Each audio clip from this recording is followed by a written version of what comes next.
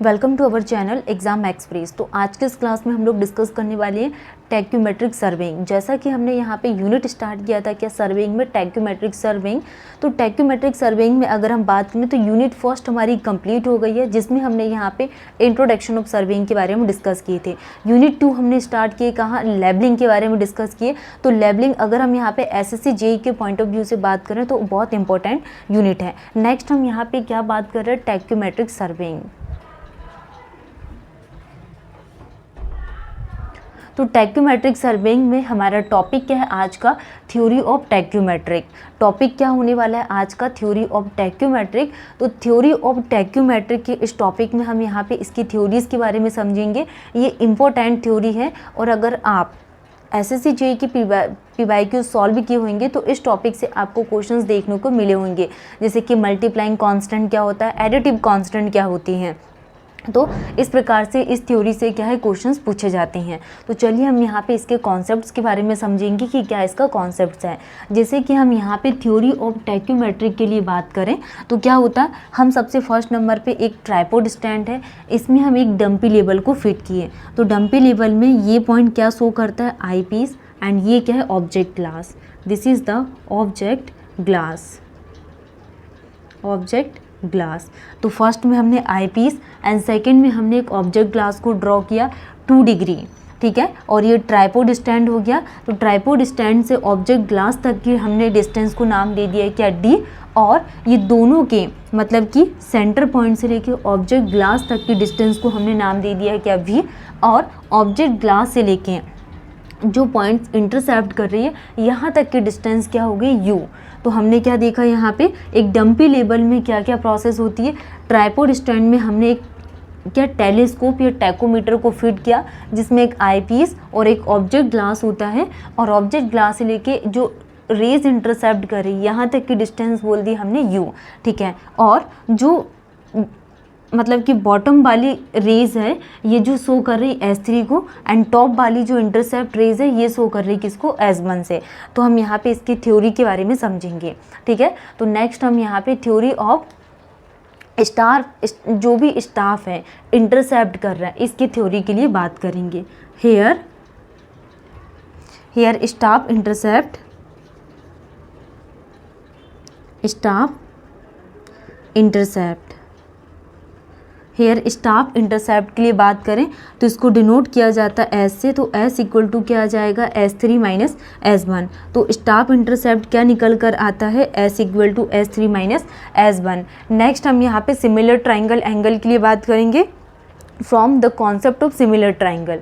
तो staff intercept की value क्या निकल कर आई, S equal to S3 minus S1। Next from the similar triangle, similar triangle, ठीक है। तो नेक्स्ट हम यहाँ पे क्या डिस्कस कर रहे हैं, यहाँ पे कॉन्सेप्ट ऑफ सिमिलर ट्राइंगल। किसके कॉन्सेप्ट के लिए बात कर रहे हैं, सिमिलर ट्राइंगल के लिए। तो हम क्या देख रहे हैं, from the concept of similar triangle के लिए हमने स्टाफ इंटरसेप्ट में क्या देखा कि S equal to S3 minus S1। Next हम यहाँ पे concept of similar triangle angle के लिए बात कर रहे हैं। तो इसका क्या कॉन्सेप्ट है, S divided by I equal to क्या आ जाएगा यहाँ पे, U डिवाइडेड बाई V। तो क्या कॉन्सेप्ट कहता है कि S divided by I equal to U divided by V। Next हम यूज़ करेंगे using lens formula, using lens formula. अब हम यहाँ पे लेंस फॉर्मूला के लिए बात करेंगे। तो लेंस फॉर्मूला क्या कहता है, 1/f equal to 1/u plus क्या आ जाएगा, 1/v। तो जैसा कि हम यहाँ पे फिजिक्स में भी पढ़ते हैं और जो भी लेक्चर्स हैं, जैसे फिजिक्स में बहुत पूछा जाता है कि लेंस फॉर्मूला क्या होता है, 1/f equal to 1/u plus 1/v। ये जो थ्योरी है इससे क्वेश्चंस बनते हैं। तो हमने स्टाफ इंटरसेप्ट के लिए बात की है, जो रेस इंटरसेप्ट कर रही S equal to S3 minus S1। और सिमिलर ट्राइंगल के कॉन्सेप्ट से देखें तो S divided by I equal to U divided by V। और लेंस फॉर्मूला में हमने क्या देखा कि 1/f equal to 1/u plus 1/v। आगे हम यहाँ पे इसको कंटिन्यू सॉल्व करेंगे लेंस फॉर्मूला में। तो हम इसको कैसे सॉल्व करेंगे, 1/f इक्वल टू 1/u और V की वैल्यू क्या निकल कर आ जाएगी हमारे पास, UI 1/UI divided by S। यहाँ से अगर हम यहाँ पे सॉल्व करें तो v equal to U I divided by क्या निकल कर आ जाएगा s। अगर हम इसको सॉल्व करें तो 1/f equal to 1/u plus ये जो s है ये कहाँ पे चला जाएगा ऊपर, तो s डिवाइडेड बाई क्या आ जाएगा यू आई। अब हम इस थ्योरी से क्या कॉमन ले सकते हैं 1/u plus s divided by u i. तो दोनों में हमें क्या कॉमन दिख रहा है 1/u। क्या हम यहाँ पे 1/f इक्वल टू 1/u को कॉमन ले सकते हैं, तो 1/u हमारे पास कॉमन आ जाएगा प्लस यहाँ क्या बचेगा 1 प्लस, और अगर u कॉमन आ जाएगा तो 1 प्लस s/i। तो क्या फॉर्मूला निकल कर आ जाएगा यहाँ पे 1/f इक्वल टू 1/u हमने कॉमन ले लिए, बचा क्या 1 प्लस अगर u यहाँ से कॉमन आ गया तो यहाँ पे क्या बचेगा s डिवाइडेड बाय i। तो ये हमारे पास फॉर्मूला बन गया 1/f। ये क्या है 1/u, ये भी क्या है 1/u। ठीक है, नेक्स्ट आगे हम इसको सॉल्व करें तो अब हमें क्या फाइंड आउट करना है, u की वैल्यू निकालना है। तो u कैसे आ जाएगा हमारे पास, u इक्वल टू, अगर u की वैल्यू निकालना है तो u इक्वल टू f। यहाँ पे क्या आ जाएगा f, और ब्रैकेट में क्या लिखा हुआ है 1 प्लस s/i। तो ये 1 प्लस s/i क्या हम ऐसा लिख सकते हैं। थ्योरी ऑफ टैकोमीटर के लिए बात करें तो क्या हमारे पास फॉर्मूला निकल कर आया कि u equal to f plus f और 1 प्लस s/i निकल कर आया 1 प्लस s/i। नेक्स्ट अगर हम बात करें बट हॉरिजॉन्टल डिस्टेंस के लिए, बट हॉरिजॉन्टल डिस्टेंस, ठीक है, हॉरिजॉन्टल डिस्टेंस, तो हॉरिजॉन्टल डिस्टेंस के लिए हम बात करेंगे ये थ्योरी। ठीक है, अगर हम बात करें टैकोमेट्रिक सर्वेइंग के लिए, हमने यहाँ पे क्या देखा कि सबसे फर्स्ट नंबर पे कि स्टाफ इंटरसेप्ट के लिए हम क्या वैल्यूज़ यूज़ करते, तो हमने क्या देखा S3 माइनस S1 यूज़ किया जाता है। नेक्स्ट हमने यहाँ पे सिमिलर ट्राइंगल के कॉन्सेप्ट से देखा कि क्या फॉर्मूला होता है S/i इक्वल टू u/v। अगर हमें v की वैल्यू फाइंड आउट करें तो v इक्वल टू कितना आ जाएगा यहाँ पे ui डिवाइडेड बाय क्या आ जाएगा s। नेक्स्ट लेंस फॉर्मूला का यूज़ करें तो 1/f equal to 1/u plus 1/v। ठीक है, तो हमने क्या किया यहाँ पे v की वैल्यू को क्या लिखा कि 1/f equal to 1/u plus 1/ui divided by s।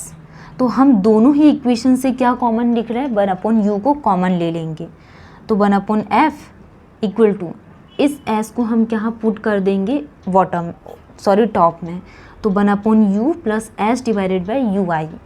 दोनों ही इक्वेशन से क्या कॉमन आ गया 1/u, हमने इसको कॉमन ले लिए।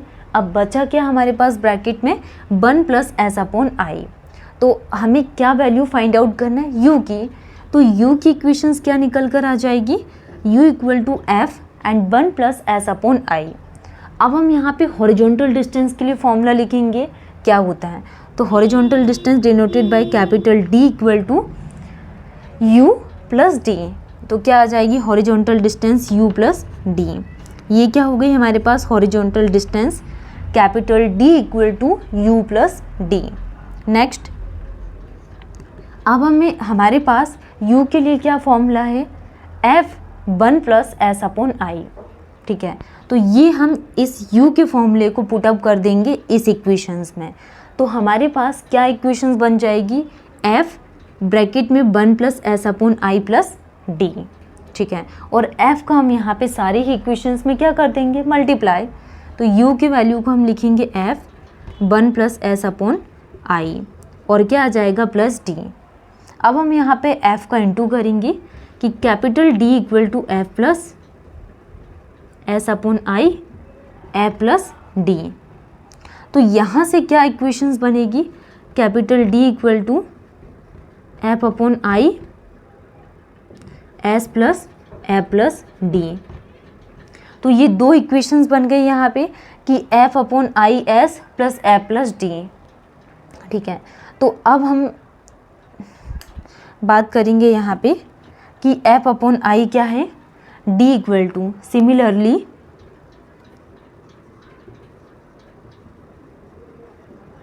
अगर हम बात करें तो f/i सिमिलरली f/i क्या है multiplying constant. Similarly D equal to क्या इक्वेशंस होती, के एस प्लस सी, ये इक्वेशंस होती है। और ये बहुत इंपॉर्टेंट इक्वेशंस है कि कैपिटल डी क्या है, distance equal to horizontal distance के लिए के एस प्लस सी, जो के है वो मल्टीप्लाइंग कांस्टेंट को डिनोट करता है एंड सी एडिटिव कांस्टेंट को। तो के इक्वल टू क्या आ जाएगा यहाँ पे, एफ अपॉन आई, और यही वैल्यू क्या शो करती है, मल्टीप्लाइंग कॉन्सेप्ट। ठीक है, नेक्स्ट सी क्या है, एडिटिव कांस्टेंट। तो डी इक्वल टू के एस प्लस सी, और एस क्या डिनोट करता है, कांस्टेंट, और सी इक्वल टू क्या आ जाएगा यहाँ पे, ए प्लस डी, और ए प्लस डी क्या है, एडिटिव कांस्टेंट, एडिटिव कॉन्सेप्ट। तो हमने क्या देखा यहाँ पे, K equal to F upon I multiplying constant and C equal to A plus D additive constant. अब हम यहाँ पे इसी वैल्यूज़ को इस फॉर्मूले में पुटअप करेंगे तो क्या बनेगा यहाँ पे, capital D equal to F upon I S plus C के ए प्लस डी, यही इक्वेशंस निकल कर आ जाएगी, F upon I multiplying constant, A plus D additive constant. अब हम यहाँ पे फॉर एनालिटिक लेंस के लिए इसकी वैल्यूज़ के लिए बात करेंगे। फॉर एनालिटिक लेंस,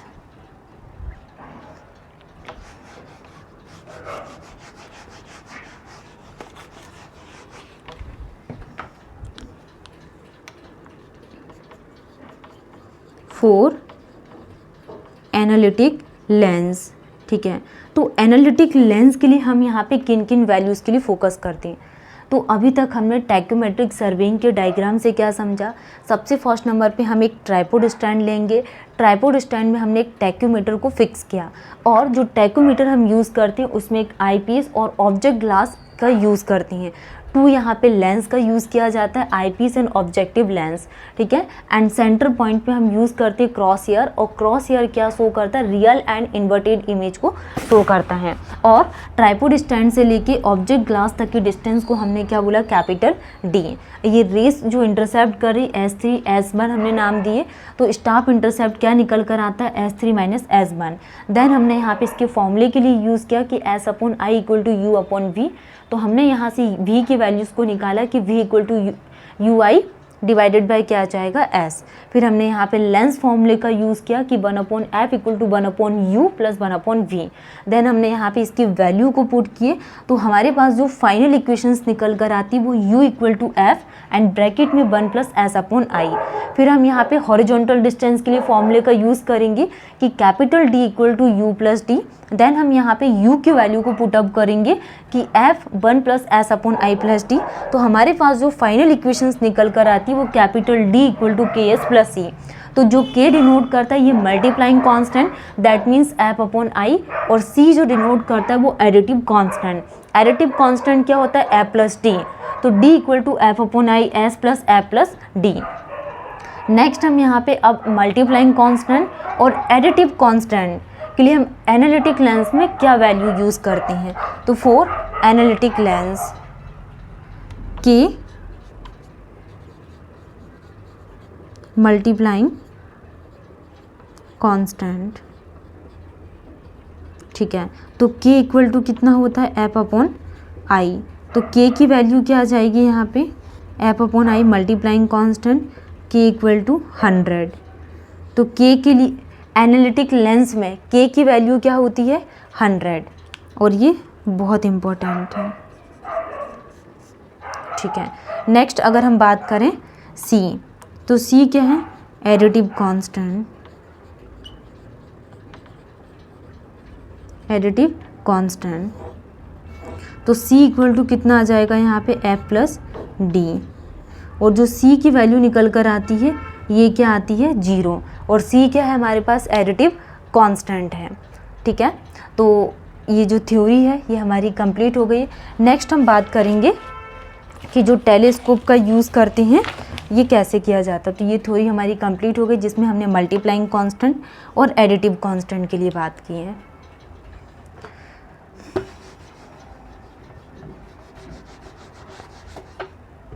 टेलीस्कोप को कैसे फिट किया जाता है, ठीक है। अब हम यहाँ पे बात करेंगे जो हम टेलीस्कोप का यूज़ कर रहे हैं, ये डिस्टेंस हो गई क्या। टेलीस्कोप को कैसे फिट किया जाता है, तो telescope fitted with analytic lens, जिसमें हम 2 लेंस का यूज़ करते हैं।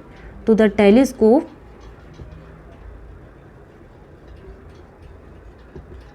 फिटेड विथ, टेलीस्कोप को किसके साथ फिट किया जाता है, एनालिटिक लेंस, एनालिटिक लेंस के साथ। The telescope fitted with analytic lens, तो इसी को ही क्या बोला जाता है, analytic tachometer, analytic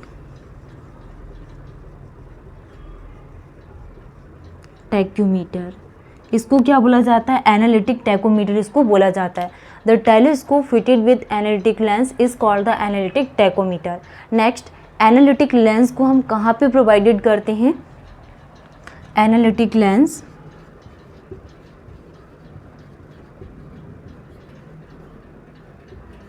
provided with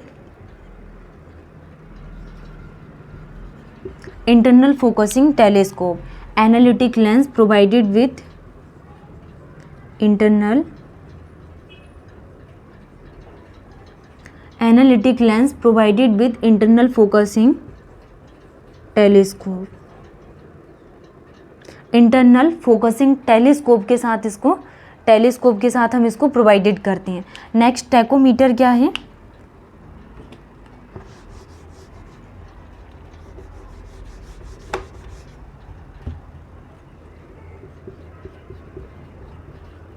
tachometer एक स्पेशल थियोडोलाइट है, इज अ स्पेशल थियोडोलाइट।